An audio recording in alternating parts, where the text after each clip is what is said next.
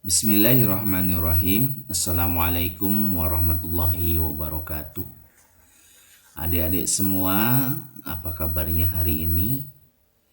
Berjumpa kembali dengan Bapak dalam rangka kegiatan pembelajaran, di mana hari ini kita akan membahas tentang toharoh, di mana toharoh itu bertemakan semua bersih, hidup jadi nyaman, dan subtemanya suci dari hadas dan suci dari najis.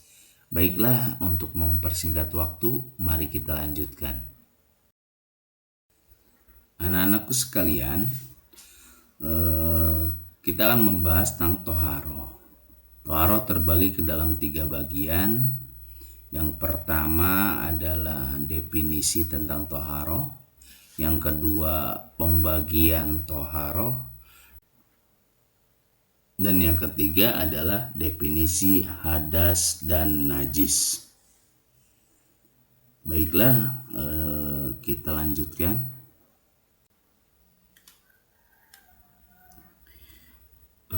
Definisi toharoh.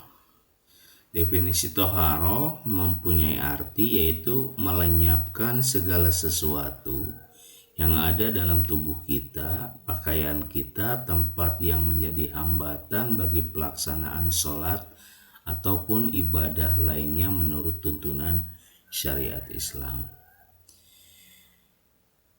Pembagian toharoh. Pembagian toharoh terbagi ke dalam 3 bagian.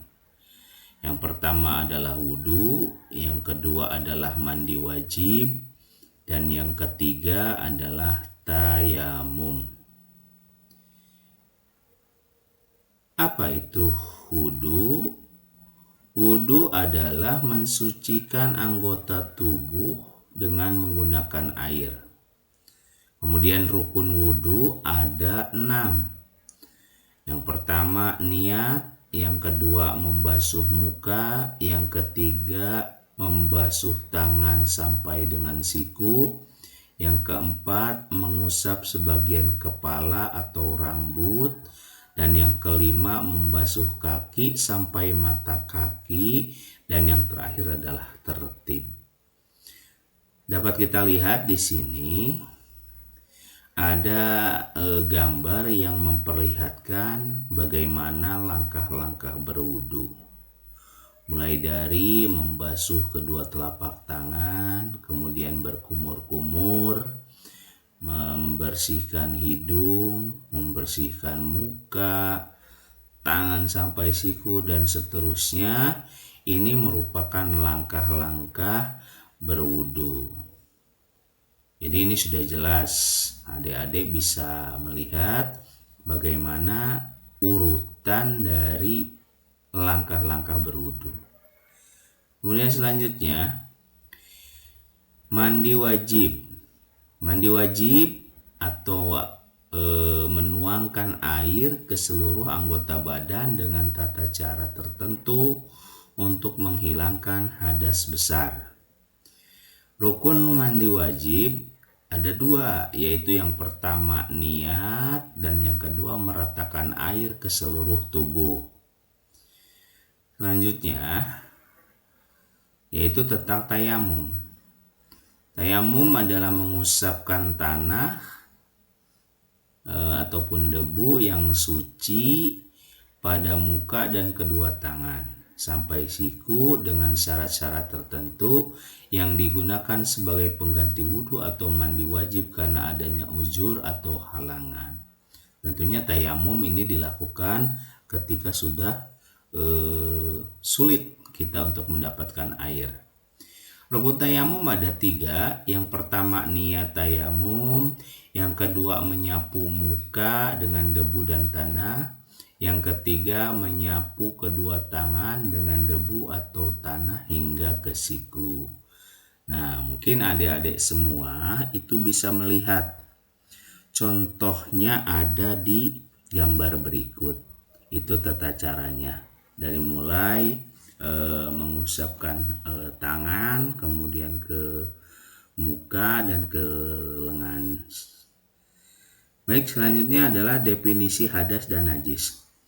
Pengertian hadas, sesuatu yang menyebabkan orang tidak syah melakukan ibadah tertentu seperti sholat. Sedangkan najis adalah segala sesuatu yang datang dari dalam diri atau tubuh manusia ataupun dari luar manusia yang dapat menyebabkan tidak syahnya ibadah, pakaian atau tempat untuk dipakai ibadah. Macam-macam hadas. Ada hadas kecil dan hadas besar. Hadas kecil adalah segala sesuatu yang membatalkan wudhu. Contohnya kentut, kencing, buang air kecil, buang air besar, dan lain-lain. Sedangkan hadas besar adalah sesuatu yang menyebabkan mandi besar. Contoh, misalnya mimpi basah, kemudian bersetubuh bagi suami istri, haid dan nifas, wiladah ataupun meninggal. Selanjutnya adalah macam-macam najis. Ada najis mukhafafah, yaitu najis ringan. Contohnya yaitu air seni anak laki-laki yang berumur di bawah 2 tahun dan belum makan apa-apa kecuali ASI ibunya. Yang kedua adalah najis mutawasyitoh, yaitu najis yang sedang. Najis mutawasyitoh terbagi dalam 2 bagian, yaitu najis hukmiyah dan najis ainiyah. Najis hukmiyah adalah benda suci yang terkena benda najis dan masih bisa disucikan.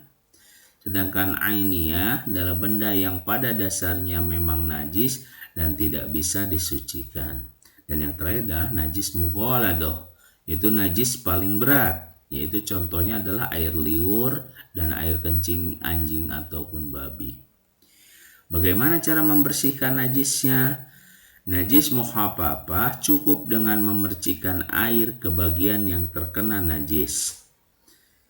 Kalau najis mutawasyitoh cukup dengan membasuhnya dengan air sampai najis tersebut hilang, baik rasanya, baunya, dan juga warnanya. Yang terakhir adalah najis mughaladah, yaitu menghilangkan barang najisnya terlebih dahulu, kemudian mencucinya dengan air bersih sebanyak 7 kali dan salah satunya dengan tanah ataupun batu.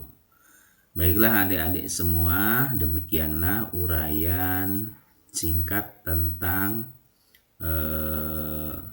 toharo, yaitu tentang hadas dan najis. Mudah-mudahan bermanfaat buat adik-adik semua.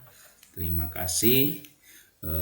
Tetap semangat dan jaga kesehatan.